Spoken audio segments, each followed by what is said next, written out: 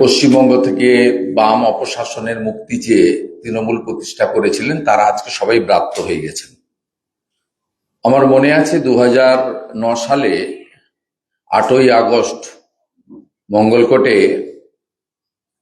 যখন প্রথম সভা হয়েছিল বামফ্রন্টের শাসন থেকে মুক্তির জন্য, সেদিন সরাসরি সিপিএম এর সঙ্গে সংঘর্ষে প্রতিবাদে নেতৃত্ব দেওয়া বিকাশ দা, তিনি বেশ কয়েক মাস তাকে জেল খাটতে হয়েছে। বিকাশ বাবু, আমাদের বিকাশ নারায়ণ চৌধুরী, তিনি তৃণমূলের প্রতিষ্ঠা লগ্নে মঙ্গলকোটের সভাপতি, একাধিকবার জেলা পরিষদে জিতেছেন এবং পূর্ব বর্ধমান জেলা পরিষদের উপাধ্যক্ষ সহ নানাবিধ রাজনৈতিক কর্মকাণ্ডে নেতৃত্ব দিয়েছেন। একজন রাষ্ট্রবাদী মানুষ। তিনি কয়েকদিন আগে আমাদের কেন্দ্রীয় নেতা ভূপেন্দ্র যাদবজির সঙ্গে মিট করেছিলেন। তিনি সিদ্ধান্ত নিয়েছেন রাজ্য সভাপতি শ্রমিক ভট্টাচার্য মহোদয়ের সঙ্গে কথা বলে যে আসন্ন নির্বাচনে মঙ্গলকোট সহ আমাদের বীরভূম বর্ধমানের একাধিক আসনে দলকে জেতানোর ক্ষেত্রে বিকাশদার অভিজ্ঞতা, জনপ্রিয়তা আমরা কাজে লাগাবো। তাই রাজ্যের সাধারণ সম্পাদিকা শশী অগ্নিহোত্রীর ঘোষণা মতো আমরা বিকাশ রায়চৌধুরী মহোদয়কে আমাদের দলে যুক্ত করছি। এই প্রবীণ মানুষটি শুধুমাত্র 2011 সালের আগে পরিবর্তনের জন্য জেল খাটেননি, পরবর্তীকালে কুখ্যাত ক্রিমিনাল অনুব্রত মণ্ডল, কেষ্ট মণ্ডলের দ্বারাও মিথ্যা মামলায় 1 বছরের কাছাকাছি 7 বছর তাকে জেলে থাকতে হয়েছে। এই কারণেই মমতা বন্দ্যোপাধ্যায় এবং তার দলের যারা প্রতিষ্ঠাতা নেতা, তারা কার্যত কেউ আজকে তার অস্তিত্ব নেই। এক শ্রেণীর পুলিশ, ক্রিমিনাল আর আইপ্যাক আর মিথ্যাচার আর ভয় দেখানোর রাজনীতি দিয়েই তৃণমূল কংগ্রেস এখন রাজনীতি করে। প্রকৃত রাজনৈতিক ব্যক্তিরা নয় বসে গেছেন, নয় তৃণমূল থেকে দূরে সরে গেছেন, অথবা রাষ্ট্রবাদী ভারতীয় জনতা পার্টিকেই বিশ্বাসযোগ্য বিকল্প হিসেবে মোদিজির নেতৃত্বে গ্রহণ করেছেন। তাই বিকাশ রায়চৌধুরী মহোদয়কে আমাদের বিজেপি পরিবারে স্বাগত। বিকাশ নারায়ণ চৌধুরী আমাদের আরেকজন বোন, তিনি আমাদের দলে আজকে প্রাথমিক সদস্যতা পদ গ্রহণ করবেন। শশী অগ্নিহোত্রী তাকে সদস্যতা পদ দেবেন। তিনি এসেছেন কেবলমাত্র 23 এবং 29-এর নির্বাচনে বিজেপির প্রার্থীদের হয়ে।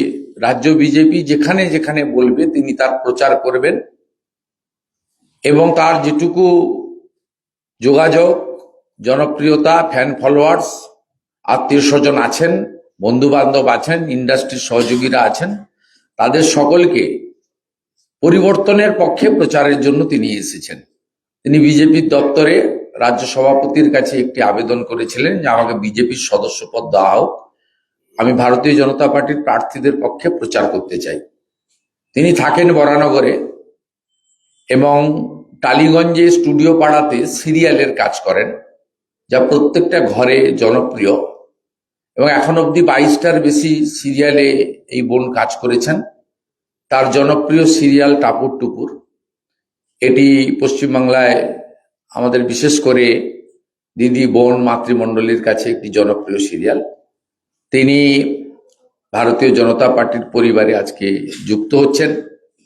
আমি তাকে জিজ্ঞেস করেছিলাম প্রথম আলাপে একটু আগেই, আপনি আসছেন কেন? আপনার উপর কোনো ধমক চমক বা কিছু থেকে আপনাকে বঞ্চিত করেছে? বলছে না, আমার সঙ্গে হয়নি, কিন্তু টালিগঞ্জে স্টুডিও পাড়ায় বিশ্বাস ব্রাদার্সদের যে অত্যাচার আমি দেখে এসেছি, তাতে আমার মনে হয়েছে এই ভয় ভীতি এবং দম বন্ধ করে অবস্থা থেকে বাংলার ফিল্ম ইন্ডাস্ট্রি, সমস্ত নাট্যকর্মী, অভিনেতা, অভিনেত্রী, সাংস্কৃতিক কর্মী এবং এর সঙ্গে প্রত্যক্ষ পরোক্ষভাবে যুক্ত টেকনিশিয়ান থেকে শুরু করে সকলের স্বার্থে আমাকে এই গুরুত্বপূর্ণ নির্বাচনে সন্ধিক্ষণে বিজেপিকে সমর্থন করা উচিত। তিনি বরানগরে যেমন সজল ঘোষের হয়ে কাজ করবেন, আমাদের রাজ্য অফিস থেকে যারা বিভিন্ন প্রচারের দায়িত্বে আছেন তারা যেখানে যেখানে তাকে যেতে বলবেন, প্রার্থীরা যেখানে যেখানে আগ্রহ প্রকাশ করবেন সেটাও করবেন, এবং তিনিও যাদের যাদের সঙ্গে যোগাযোগ আছেন তিনি বিজেপির পক্ষে কাজ করবেন। ভয়মুক্ত বাংলাকে ভরসার বাংলা পরিণত করার যে স্লোগান একটু আগেই মাননীয় স্বরাষ্ট্রমন্ত্রী দিয়েছেন, সেই ভরসার শপথ রেখেই আমাদের বোন মাফিন চক্রবর্তী, যিনি 22টার বেশি সিরিয়াল করেছেন, তিনি ভারতীয় জনতা পার্টির পরিবারে এসেছেন। আমরা তাকে আনুষ্ঠানিকভাবে স্বাগত জানাচ্ছি এবং খানিক পরেই তাকে শশীদি মেম্বারশিপও দিয়ে দেবেন। পশ্চিমবঙ্গ থেকে বাম অপশাসনের মুক্তি চেয়ে তৃণমূল প্রতিষ্ঠা করেছিলেন, তারা আজকে সবাই ব্রাত্য হয়ে গেছেন। আমার মনে আছে 2009 সালে 8ই আগস্ট মঙ্গলকোটে যখন প্রথম সভা হয়েছিল বামফ্রন্টের শাসন থেকে মুক্তির জন্য, সেদিন সরাসরি